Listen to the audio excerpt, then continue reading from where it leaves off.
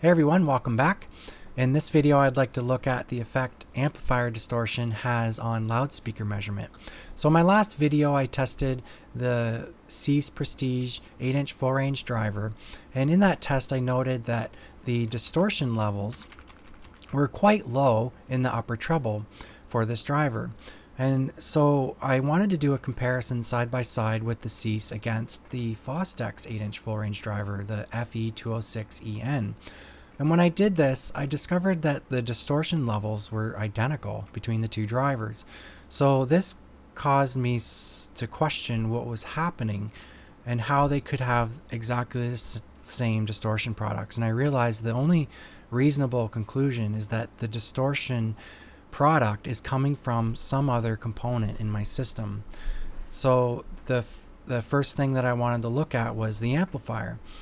I've been reading a lot about amplifier distortion, and one thing to point out is that a distortion profile in terms of frequency often looks like this. You'll have a really good number through the mid-range, and then the distortion rises into the upper treble.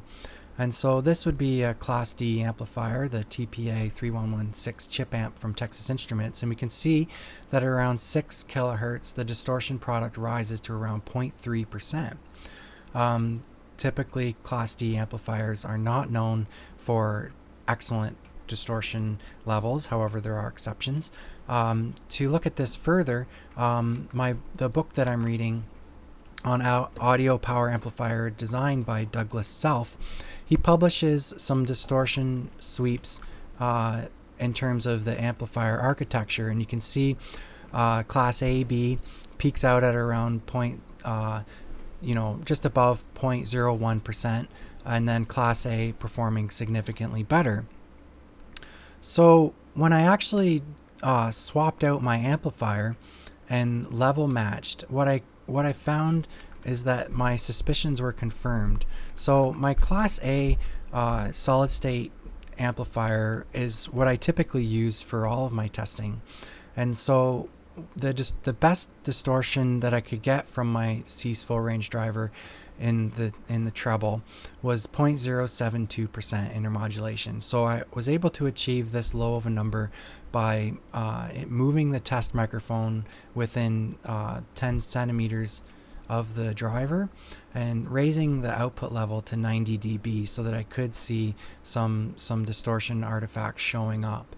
And so you can see here that this sideband at 6,435 hertz is 65 dB down from the fundamental, and the ARTA software is indicating 0.072% distortion. When I swapped out the amplifier for a Class D amplifier, so I have the Breeze Audio, which uses the TPA3116 Class D from Texas Instruments. You can see that the intermodulation distortion rose to 0.12%. This is significant. This is indicating to me that the driver is not the source of distortion, that the amplifier is having an effect on the level of measured distortion from the loudspeaker.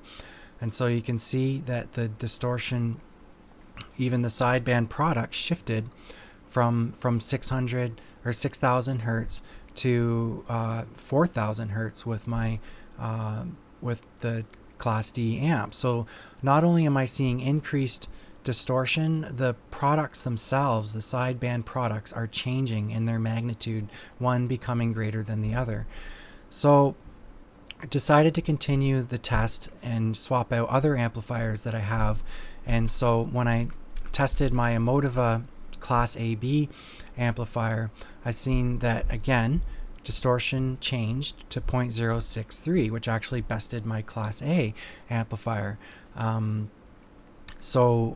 Another amplifier that I decided to test was my single-ended tube amplifier, which is the Mingda KT88 single-ended triode for 18 watts, and it's heavily modified. I've modified this amplifier and replaced all the capacitors with Mundorf, and you can see here that the intermodulation distortion is the lowest of the test group, 0.042%. So this is significant for me. The amplifier's resulting measurements correlates strongly with my own personal preference for amplifier choice. So the Mingda and the Class A amplifier, they are much preferred over the Class D amplifier, which has orders of magnitude higher distortion from an acoustical measurement test on my loudspeaker.